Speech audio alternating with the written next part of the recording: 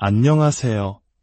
지식과 지혜의 숲을 거니는 여러분을 위한 깊이 있는 이야기, 지금 시작합니다. 혹시 내 인생인데도 어딘가 내 것이 아닌 것 같다는 느낌 받아보신 적 있으신가요? 마치 누군가 미리 짜놓은 각본에 따라 움직이는 배우처럼 내 삶의 진짜 주인이 내가 아닌 것 같은 기분 말입니다. 우리는 매일 무언가를 결정하고 새로운 사람을 만나고 꿈을 꾸고 또 무언가를 두려워하며 살아갑니다. 하지만 문득 이 모든 것이 과연 나의 진정한 의지인지 의문이 들 때가 있습니다.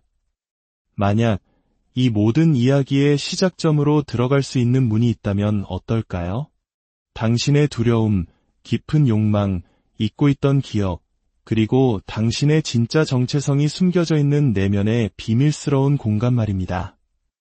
바로 여기 우리에게 그 마음의 지도를 건네준 한 사람이 있습니다. 그의 이름은 칼 구스타프 융. 그는 우리에게 진정한 싸움은 바깥 세상이 아닌 우리 내면에서 벌어지는 것이라고 가르쳐준 심리학의 위대한 탐험가였습니다. 그의 이야기는 듣기에는 쉬울지 모르나 이해하기는 결코 쉽지 않습니다. 그리고 그의 가르침대로 사는 것은 한 사람의 인생을 송두리째 바꾸는 거대한 여정이 될 것입니다. 오늘 우리는 단순히 지식을 전달하는 것을 넘어 자기 자신을 이해하고자 하는 깊은 갈망을 가진 분들을 위해 이 자리에 섰습니다. 자신의 어두운 그림자를 두려워하는 대신 기꺼이 마주할 용기를 가진 분들을 위한 시간입니다. 칼 융과 함께 떠나는 이 깊고도 본질적인 여정을 통해 당신의 삶을 변화시킬 가장 중요한 지혜들을 만나보시길 바랍니다. 때로는 조금 불편할 수도 있습니다. 하지만 기억하십시오. 그 불편함이야말로 당신의 성장이 시작되는 신호입니다. 진정한 나 자신과 마주할 준비가 되셨다면 이제 그 첫 번째 문을 열어보겠습니다. 첫 번째 지혜, 당신의 그림자를 끌어안으십시오. 혹시 당신 안에 세상으로부터 필사적으로 숨기고 있는 무언가가 있습니까? 수년간 마음속에서 들끓고 있는 분노, 누구에게도 들키고 싶지 않은 깊은 두려움이나 약점 같은 것들 말입니다. 우리는 밖으로는 웃고 농담하고 좋은 사람인 척하지만 안으로는 조용히 부서져 내리고 있을지 모릅니다. 칼 융은 이것을 바로 그림자라고 불렀습니다. 그림자는 우리 자신의 일부이지만 우리 스스로도 인정하고 싶지 않은 내면의 어두운 측면입니다. 하지만 진실은 우리가 가장 숨기려 하는 그것이야말로 우리를 온전한 인간으로 만든다는 것입니다. 어린 시절을 떠올려 보십시오. 울고 싶은 아이에게 어른들은 말합니다. 뚝 그쳐. 남자는 우는 거 아니야. 그 순간 아이는 자신의 슬픈 감정을 억누르고 숨겨야 한다고 배웁니다. 이러한 경험들이 쌓여 우리의 그림자는 점점 더 짙고 거대해집니다. 우리는 사회가 요구하는 완벽한 어른의 모습을 연기하지만 내면에서는 진짜 자기 자신과 점점 더 멀어집니다. 융은 말했습니다. 우리가 그림자를 억누르면 그것은 사라지는 것이 아니라 오히려 더 강력한 힘을 갖게 되어 예상치 못한 방식으로 터져나온다고 말입니다. 그것은 때로 통제할 수 없는 분노로, 때로는 깊은 불안감이나 우울증으로 나타납니다. 모든 사람에게 사랑받기 위해 자신의 욕구를 철저히 외면하는 사람이 있다고 상상해 보십시오. 그는 내면에 지친 자신을 무시하고 사회가 바라는 좋은 사람이라는 가면 뒤에 숨습니다. 그러나 그 그림자는 결국 서서히 그의 영혼을 잠식할 것입니다. 하지만 만약 당신이 그 그림자와 친구가 되기로 결심한다면 어떨까요? 그 어두움을 이해하고 당신의 예술로, 글로, 혹은 당신이 하는 일 속에서 건강하게 표현해낸다면 그 그림자는 당신의 가장 위대한 힘의 원천이 될 수 있습니다. 모두가 소셜미디어 속에서 완벽한 인생을 전시하는 오늘날 자신의 그림자를 인정하고 포옹하는 것은 그 어느 때보다 중요합니다.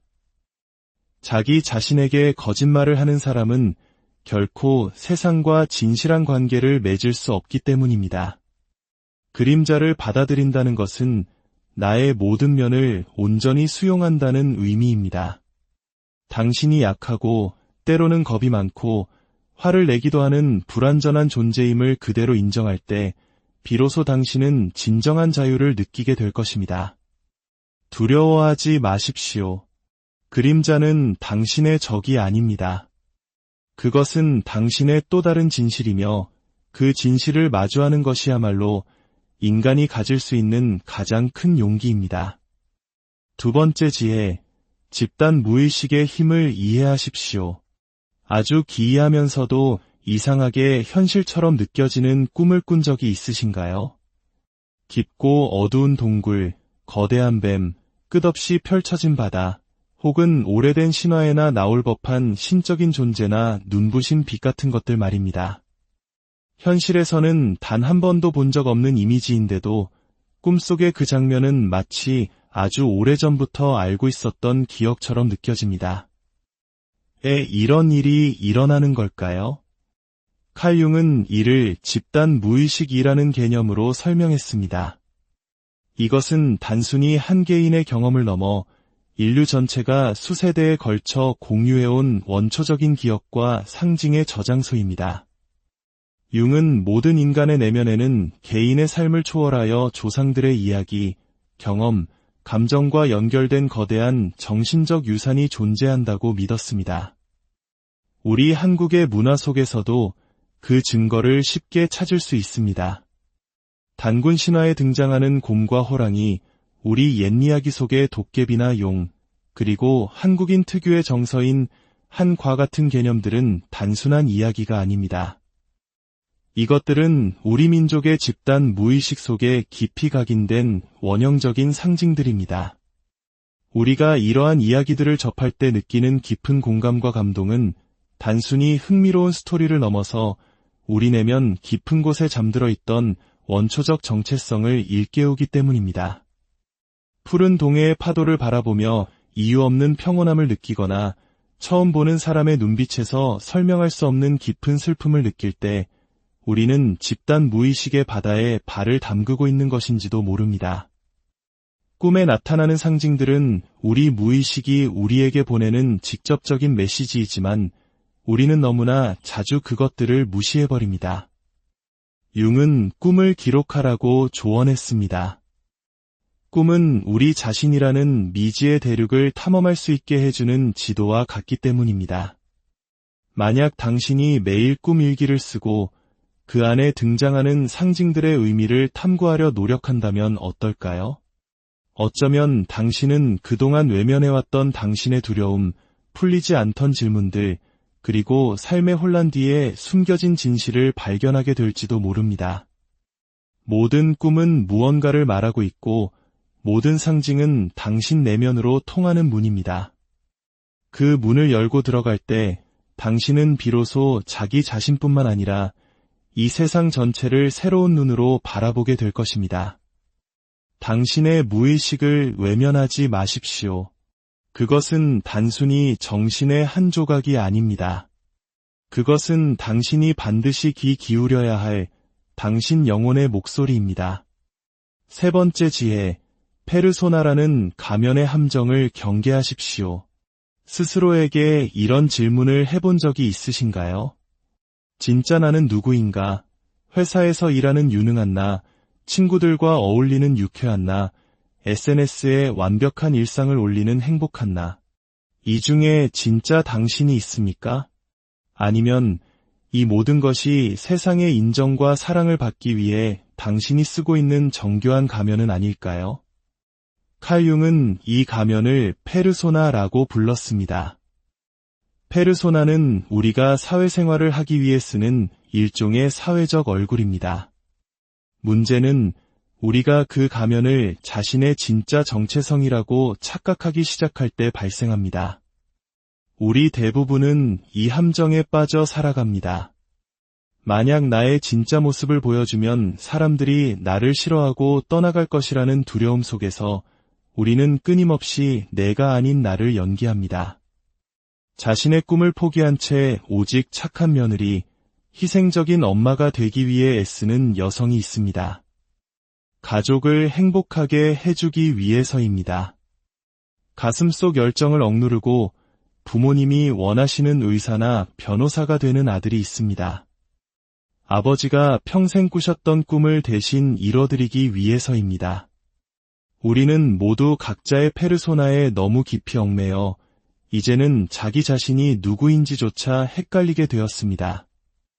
아마도 이것이 오늘날 수많은 사람들이 불안과 스트레스, 그리고 극심한 외로움에 시달리는 이유일 것입니다.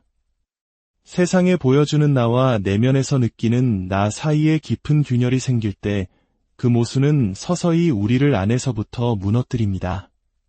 가장 고통스러운 것은 이 무너짐이 밖에서는 보이지 않는다는 사실입니다. 융은 경고했습니다.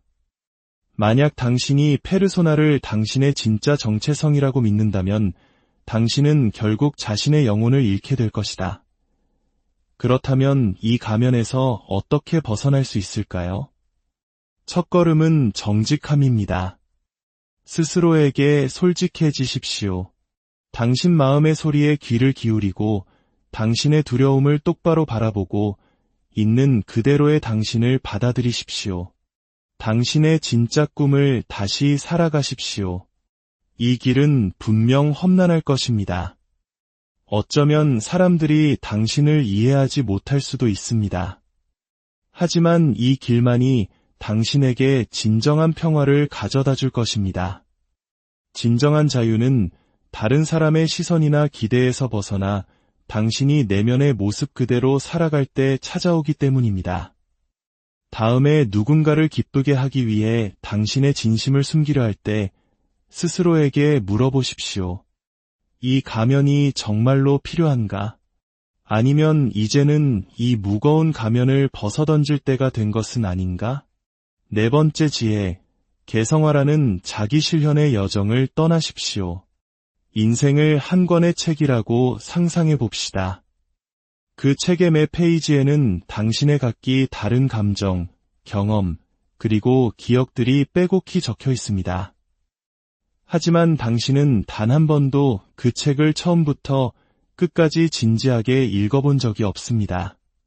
어떤 페이지는 찢어버렸고, 어떤 페이지는 아예 펼쳐보지도 않았으며, 어떤 페이지는 건성으로 훑어보기만 했습니다. 칼 융은 인간의 가장 위대한 여정은 바로 자기 자신을 알아가는 여정, 즉 개성화의 과정이라고 말했습니다. 이것은 단순히 책에서 배우는 단어가 아닙니다. 이것은 당신의 모든 조각들, 좋은 면과 나쁜 면, 아름다운 면과 두려운 면을 하나하나 마주하고 그것들을 통합하여 마침내 온전한 자기 자신이 되어가는 깊고도 진실한 영혼의 순례길입니다. 하지만 이 길은 결코 쉽지 않습니다. 이 여정에서 당신은 스스로가 가장 두려워하는 진실과 마주해야 하기 때문입니다. 애써 숨겨두었던 과거의 상처, 단 한 번도 던져본 적 없었던 근원적인 질문, 그리고 마음 깊이 묻어두었던 고통이 모두 수면 위로 떠오릅니다. 당신은 스스로에게 묻기 시작합니다. 나는 누구인가? 나는 진정으로 무엇을 원하는가? 나는 왜 지금의 나로 살아가고 있는가? 이러한 질문이 떠오를 때 답을 찾는 것은 고통스러울 수 있습니다. 우리 문화 속에서도 수많은 선지자들이 이 참된 나를 찾아가는 길의 중요성을 이야기해왔습니다. 원효대사가 일체유심조, 즉 모든 것은 마음먹기에 달렸다고 설파했듯 진정한 깨달음은 밖이 아닌 안에서 찾아야 합니다. 융의 개성화 과정 역시 같은 것을 가르칩니다. 자기 자신을 아는 것이야말로 인생의 가장 깊은 목적이라는 것입니다. 이 여정에서 당신은 다른 사람들과 달라 보일 수 있습니다. 어쩌면 깊은 외로움을 느끼고 사람들이 당신을 이상하게 여길지도 모릅니다. 하지만 이 길을 꿋꿋이 걸어갈 때 당신은 비로소 그 누구도 두려워하지 않고 다른 사람의 정체성에 휩쓸리지 않는 단단한 존재로 거듭납니다. 당신은 자신의 어둠과 고통, 그리고 내면의 빛을 동시에 끌어안게 됩니다. 이렇게 스스로를 온전히 받아들일 때 비로소 바깥 세상은 당신이 원하는 모습으로 변하기 시작합니다. 이것이 바로 개성화 여정의 진정한 의미입니다. 이 길에는 지름길이 없습니다.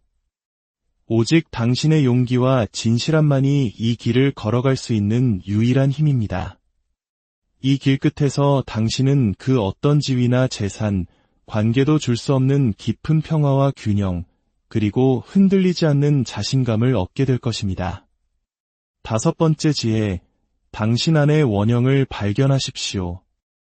어떤 인물이나 이미지는 어린 시절부터 우리 마음속에 그토록 깊이 자리 잡고 있는지 생각해 본 적 있으신가요? 자애로운 어머니, 용맹한 장군, 지혜로운 스승, 혹은 세상에 저항하는 바나나 같은 이미지들 말입니다. 이들은 단순히 이야기 속 캐릭터가 아닙니다. 이것들은 우리 인류의 의식 속에 깊이 뿌리내린 원초적인 패턴이며 칼 융은 이를 원형이라고 불렀습니다. 이 원형들은 우리의 행동, 결정, 심지어 꿈에까지 영향을 미치는 보편적인 정신적 틀입니다. 이순신 장군이나 세종대왕, 논개나 유관순 열사와 같은 역사적 인물들의 이야기에 우리가 깊이 감동하는 이유는 그들의 삶 속에서 영웅, 현자, 순교자와 같은 강력한 원형을 발견하기 때문입니다. 그들의 이야기는 단순한 과거사가 아니라 우리 내면에도 잠재되어 있는 가능성의 시야처럼 느껴집니다. 예를 들어, 당신이 항상 다른 사람을 돕는 데에 자신의 모든 에너지를 쏟는다고 가정해 봅시다. 당신은 가족, 친구, 심지어 낯선 이를 위해서도 기꺼이 자신을 희생합니다. 그렇다면 당신의 내면에는 돌보는 이 또는 어머니 원형이 매우 강하게 활성화되어 있을 가능성이 높습니다. 이것 자체는 나쁜 것이 아닙니다. 하지만 만약 당신이 자신의 필요를 완전히 무시하고 있다면 내면의 균형은 깨지기 시작합니다. 당신은 소진되고 상처받고 결국 어느 날 이렇게 외치게 될 것입니다. 왜 아무도 나를 이해해주지 않는 거야? 융은 바로 이 점을 지적했습니다. 모든 인간의 내면에는 다양한 원형들이 존재하며 중요한 것은 그 원형들 사이에서 균형을 이루는 것입니다. 때로는 우리에게 기존의 틀을 깨기 위한 반항아의 용기가 필요하고 때로는 다른 일을 이끌기 위한 스승의 지혜가 또 때로는 자신의 두려움과 싸우기 위한 전사의 힘이 필요합니다. 하지만 우리가 단 하나의 원형에만 갇혀 살게 되면 우리의 영혼은 지치고 맙니다. 당신 내면의 모든 모습을 인식하고 그들 사이의 조화를 이루며 살아가십시오. 이 원형이라는 렌즈를 통해 자기 자신을 이해하기 시작할 때 당신 삶의 모든 결정은 조금 더 명확해지고 쉬워지며 깊어질 것입니다. 6번째 지혜, 꿈이 보내는 비밀스러운 메시지를 해독하십시오. 어느 날 아침, 기이한 꿈의 잔상과 함께 잠에서 깬 적이 있을 겁니다. 깊은 바다에 빠지는 꿈, 낯선 길을 하염없이 걷는 꿈, 혹은 이미 세상을 떠난 그리운 사람을 만나는 꿈. 우리는 잠시 그 꿈을 생각하다가 이내 바쁜 일상 속으로 뛰어들며 잊어버립니다. 하지만 만약 그 꿈들이 단순한 환상이 아니라 당신의 무의식이 보내는 간절한 목소리라면 어떨까요? 칼 융은 꿈을 영혼이 사용하는 언어라고 믿었습니다.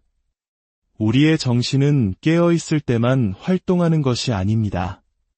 우리가 잠들어 있는 동안 우리의 영혼은 깊은 여행을 떠납니다.